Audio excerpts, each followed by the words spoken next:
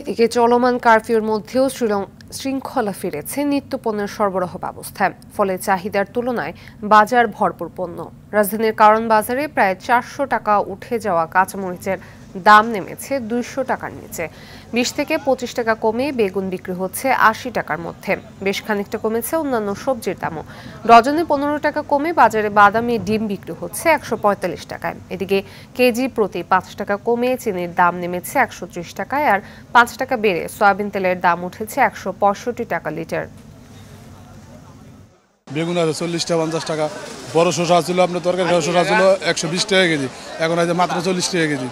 Tomato যে কেজিতে কম ছিল 120 টাকা 150 টাকা, 300 টাকা কেজি আসলে এখন আছে মাত্র 160 টাকা 70 টাকা কেজি। 1300 টাকা পর্যন্ত ডিমের শ ছিল, 52 টাকা হালি ছিল, এখন আসছে কমের দিকে 48 টাকা হালি হয়েছে, 145 টাকা লাল ডিমের ডজন হয়েছে, সাদা ডিমের ডজন 140 টাকা হয়েছে। চিনির দামটা একটু কমছে, আগে ছিল 135 টাকা এখন 30 টাকা। তেল একটু বাড়ছে, আগে যেমন 1 লিটার ছিল 160 টাকা এখন 165 টাকা। দর্শক, চট্টগ্রামে নিত্যপণ্যের দাম সহ সার্বিক পরিস্থিতি জানাচ্ছেন সহকর্মী সাইফুল মাহমুদ। আজ সকাল 6টা থেকে সন্ধ্যা 6টা পর্যন্ত কারফিউ শিথিল করা হয়েছে চট্টগ্রামে।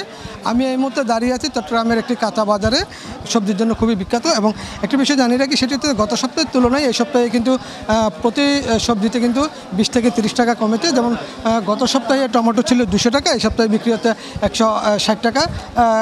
কাকরোল গত সপ্তাহে ছিল 100 টাকা 120 টাকা, এই সপ্তাহে বিক্রি হচ্ছে 60 থেকে 80 টাকা।